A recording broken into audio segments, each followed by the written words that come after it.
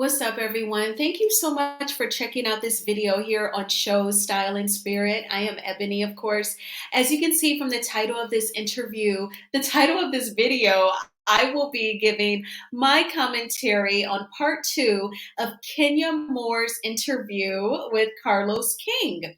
And before we get deep into the details, I ask that you please hit the like button on this video. It will cause YouTube to recommend this video to more people who have similar interests, who also enjoy watching The Real Housewives of Atlanta, other people who also checked out this interview and thought, Kenya really opened up and had lots of revelations. And if you have not already done so, please subscribe to Show Style and Spirit. I would love to have you. Okay, well, with that being said, I actually took notes. I watched it throughout the day as I was working, and I definitely have a lot to say. I'm actually going to get into Marlo last because I do have a clip from her part two interview with Carlos from Instagram, an Instagram page that I do want to play for you. And then we'll get into the Marlo piece of it. Now, what I definitely loved was that Kenya, she has no more hard feelings about her physical altercation with Porsha during the season 6 reunion of The Real Housewives of Atlanta. I'm sure you remember it like it was yesterday when Kenya had the scepter in Porsha's face. I always felt like Kenya was provoking Porsha. As a matter of fact, Kenya even mentioned that her physical fight with Porsha was very polarizing, meaning that it was divisive. Some people felt the way that Kenya did, that no matter what a person does to you, a coworker does to you, you should never put your hands on them. I totally disagree with that. I do not subscribe to that. If someone is violating your boundaries, disrespecting you, and then on top of that, they're poking the bear, then they might have to have an interaction with a bear, okay? And so I kind of felt like, she should not have been waving the scepter in Portia's face. And she mentioned that was something that she learned, although her opinion is you should never put your hands on anyone on the job. She learned that some people are not going to agree with that when you have something in their face. And she even made a joke during the interview. She said, Porsha has never hit below the belt. I mean, she's hit me, but never below the belt. And she laughed. And I thought that was so genius and so lighthearted of her. And that was such a show of healing. So they're at the end of season 15. That was season 6. So you're talking 9 years ago. She continued to work with Porsha. They continued to fuss.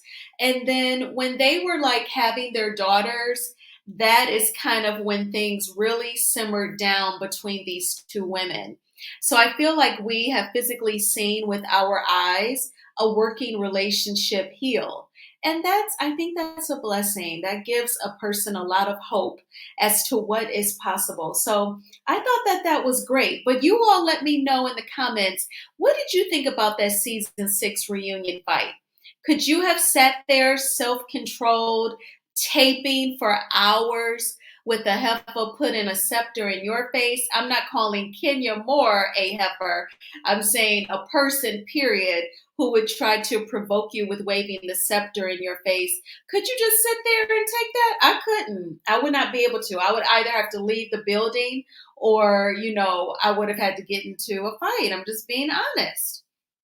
So then also, for those who have been watching season 15 of The Real Housewives of Atlanta, you know that the lady in the top right corner, Courtney Rhodes, has been annoying AF.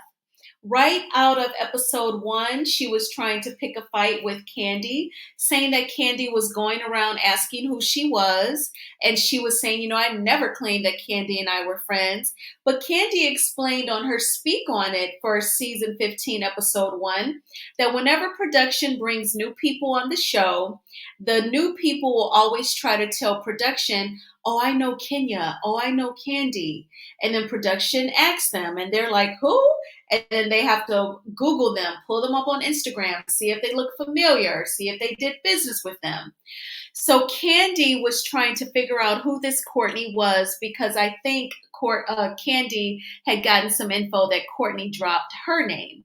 So Courtney tried to have this fake beef with Candy, really triggering her. And it was when Martell was Sheree's date at Sonya's husband's birthday party. All right. So Kenya actually went in on Courtney during this part two of the interview. It was quite embarrassing.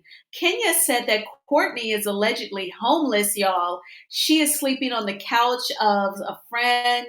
You know, she doesn't have a place to stay. And Courtney didn't even talk about that on the show.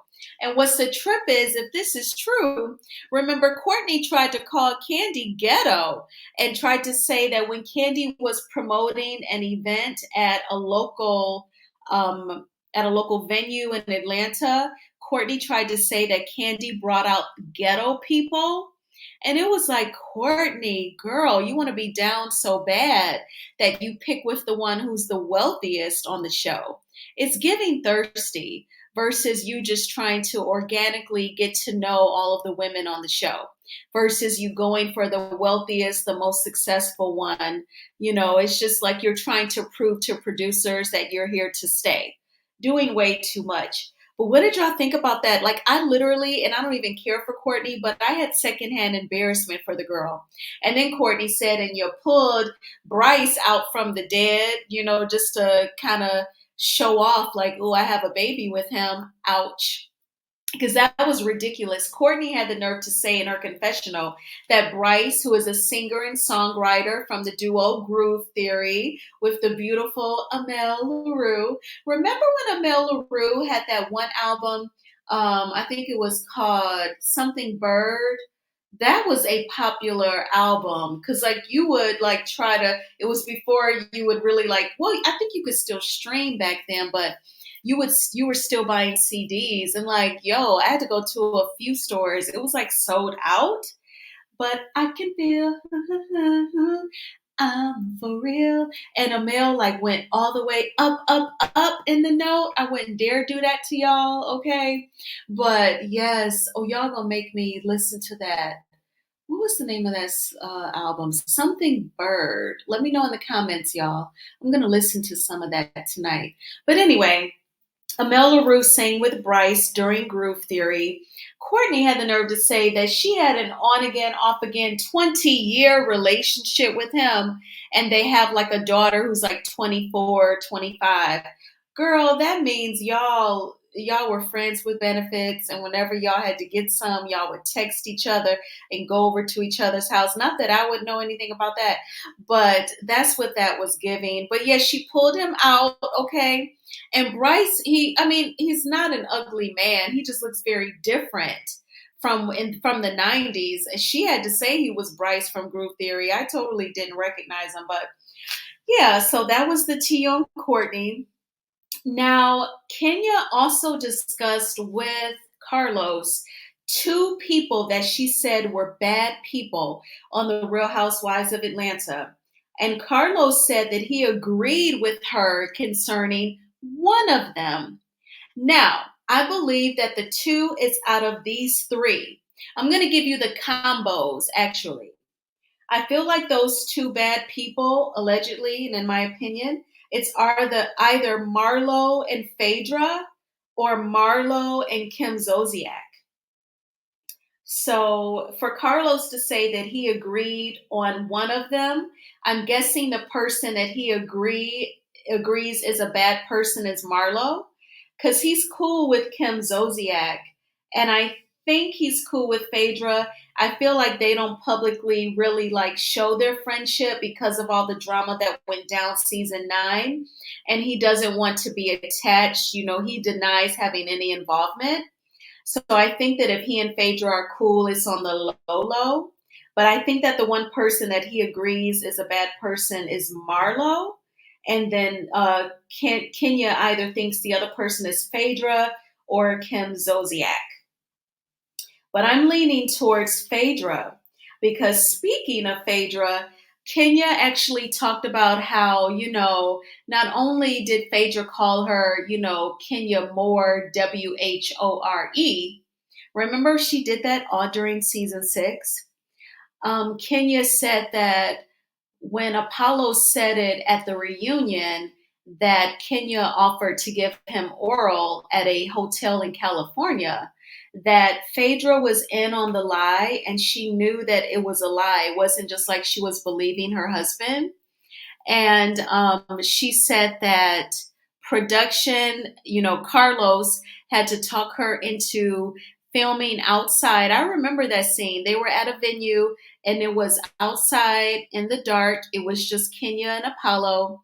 And Apollo did look nervous. He couldn't look her in the eye and he was apologizing. And Kenya needed him to verbally state what he was apologizing for. And then finally he did it and he denied seeing Kenya in California. But she had to trust Carlos as the producer that he was not putting her in harm's way. So I want to know what you all think about that because, Kenya talked about not feeling protected. I am going to tap into that more when I get on her clip about Marlo. But I definitely want to just bring that up because it did remind me of Melody from Love and Marriage Huntsville, just feeling like she often has not been protected.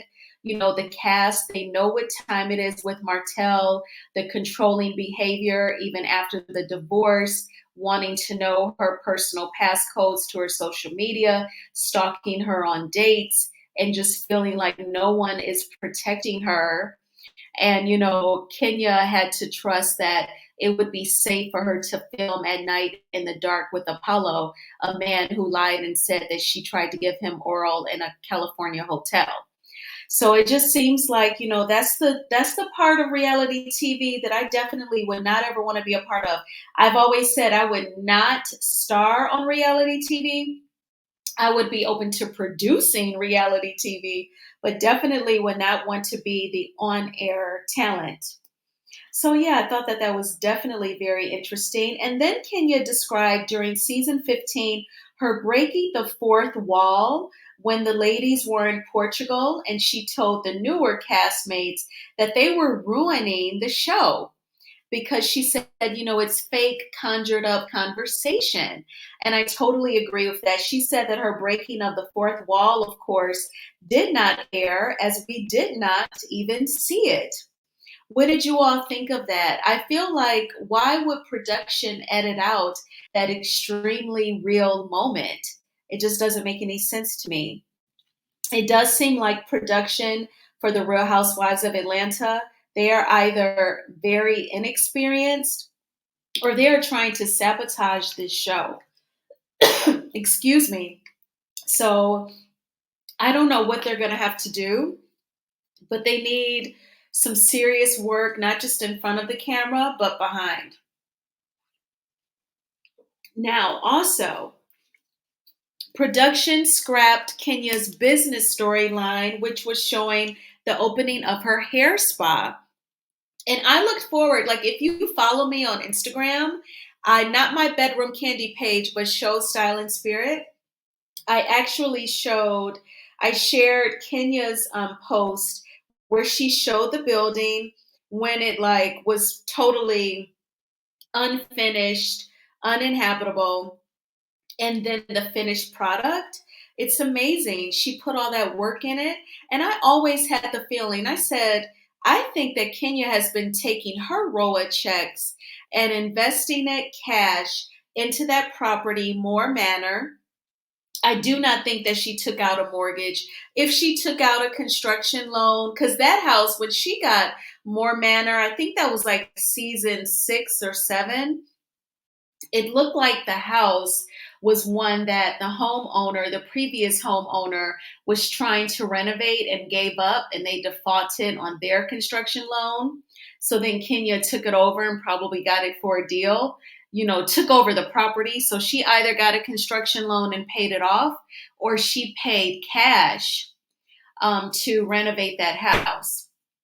And we know that after she married Mark Daly, she added a pool because he actually was trying to say that during the marriage, she did major upgrades to that house. So he should have some access to the home equity. But I don't think that the judge allowed that. That was total ridiculousness. But yes. So we did not see her showing her hair spa. I have a feeling that she has invested cash money into Kenya Moore Hair Care. I don't think she has a lot of business loans. And I think it was the same thing with this hair spa. And we should definitely have seen some of that. You know, we talk about a lot when it comes to Love and Marriage Huntsville, us wanting to see more of the business side of the cast. And we know why they hide the business side because their businesses, you know, it's not all dandy and flowers, you know, and pink and roses. So for on this show to have an opportunity to have a business storyline and we don't see it, that is so disappointing. I don't know if production thinks little of the viewers, if they think that we are unintelligent and don't have business minds and would not be interested, but please do not insult me. What do you all think about production cutting out Kenya's business storyline? And then Kenya mentioned that her dream cast for season six is, she said that her dream cast would be season six, but knows that it will never happen. And she said that includes Nene, Cynthia Bailey, Phaedra Parks, Candy, Kenya, and Porsha. And she said that will never happen. When I look at my notes and I evaluate, out of those women, the majority of them are not on the show right now. It's just Candy and Kenya. Even if Portia returns, which I just have a feeling, my intuition says that she will, that just puts us at 50% of the season six cast. So it will never happen. Phaedra has positioned herself where she cannot return to the show, and so has Nene. Now Cynthia may return, and then if Cynthia and Portia comes back, that will be the majority. You know, minus Nene and Phaedra. What do you all think about Kenya's dream cast being the season six cast, and her saying that that will never happen? Oh my gosh. And then we learned that Kenya went on a date with Kanye West. She says she did not date him, they went out on a date. And he told her that he had to go home and take care of some business. She said, you know, it was like an hour before she hears this sound. She follows the sound, and Kanye is sitting in a room watching PORN. And she said she was like, oh my gosh, he is crazy and I have to get out of here. And I kind of feel like Kanye was probably trying to see how she would react to the PORN that he was watching, maybe to try to see if he could get some. But I just feel like not just him individually, but just men, period. They're always trying to test and see how you would react versus just getting to know you naturally and organically. It's so simple minded. But I thought that was some interesting tea. Oh my gosh. And then we also learned that Kenya has written her screenplay based on her life. It's called Invisible. And Kenya, you know, wants to play her mom. So that will be, you know, very, I would imagine, like cathartic for her to play that. It'll probably be some healing for her. She'll get out some anger. And then she'll even may see some sort of perspective by portraying her mother. But she said she has already written it. And, you know, Carlos did try to say, oh, I would love to produce it. And she, on film, she would not confirm that, honey, because that would have been documented, her saying that he could produce it. She totally like ignored him. Very smart, Kenya. I do not blame you, girl. Okay, so let's get into this clip of her shading Marlo, saying that Marlo is protected by production, and she comes up with these fake storylines, and production lets her do it. So I'm going to mute my mic so that you all can hear Kenya without an echo.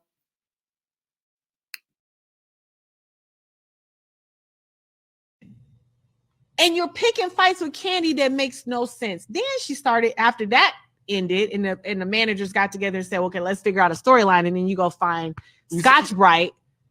You find Scotch Bright to sit up here and play your boyfriend. Then, okay, so that's your new storyline. You're so soft and gentle now. All of a sudden, you're so pink inside. It ain't making sense. The math ain't mathing. And everybody can see it. In fact, so many comments are like, who is she blowing on production? What is happening? Kenya. No, it's the truth. If you didn't want me here to tell you the truth, then don't. Oh, no, I want you here, honey. Let's be clear. Don't I'm just saying, so please don't, listen. Is Marlo being favored or protected? Of course, yes, absolutely. And that is what has taken the wind out of me this season, in part. Because I'm like, no matter what I do, I was never protected. And that makes me angry as a housewife. I was never protected. I was always the one that everybody came for. Production was like, we don't GAF. And I got all the smoke. And I got no protection. And you are sitting here making somebody who season 1 lied about everything, including to everybody's face about using the F word. I didn't say it. The F bomb. Mm-hmm. Yeah. The gay slur. The gay slur. Swore up and down she never said it until somebody had to produce the footage where she said it. To me, it's just like, no. If you're gonna come and really show your life, show your life. We know the facts beyond the facts at this point. We don't have to even say it. The money cannot be verified. The dates cannot be verified. The timelines cannot be verified. But that's not what we're talking about. We over here talking about candy in a restaurant. Then after that failed, then you over here chasing me around restaurants that got conveniently cut out. Group scenes, all kind of scenes of mine conveniently got cut out. Storylines of mine got cut out.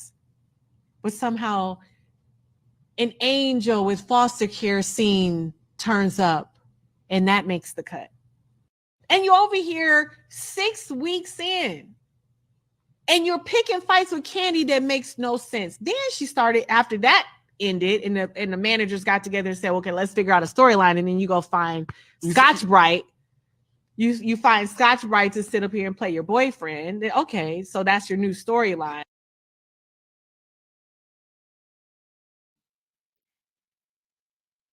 Okay, so that was the clip of Kenya, taking Marlo to task and, saying that the production of The Real Housewives of Atlanta, they protect Marlo. She even said during this interview that Marlo single-handedly, is ruining the show. We also know that she went off on, the rest of the cast in Portugal, and production, I feel like, is helping Marlo ruin the show as well. And I feel like this is what frustrates me about reality TV show producers. They never listen to the viewers. It's one thing if you ignore the cast and maybe you try to tell yourself, oh, they're just complaining because they're always complaining. They make 6 figures. Some of them even earn 7 figures doing reality TV, and they're just being entitled and complaining. But it's a totally another situation when you hear the viewers of the show casting their not just complaints but concerns, and they fall on deaf ears. That's like you totally just ignoring your bread and butter, the people who are trying to support this show over and over. It's disrespectful to the viewers, and it really shows that your heart isn't in it as a producer. Because if it was, you would do what's right by the show and you would actually try to apply what the viewers are asking for. Oh my gosh, that's just money. Why would you ignore what the viewers want? So I felt like this was a great interview. Kudos to Kenya. Thank you, Kenya, for sharing your heart with us, your life experience, the hard part, the rejection by your mom, the frustration with your job being on the Real Housewives of Atlanta. I'm sorry, Kenya, that production cut out your business storyline. That was unfair to you. You deserve much more. And the one time I agree with Carlos King, you are the most disrespected and disregarded housewife. Absolutely. So y'all let me know in the comments what you thought about, this interview. Please hit the like button on this video. I would really appreciate it. And please subscribe to Show Style and Spirit if you have not already done so. And I will talk with y'all later. Bye.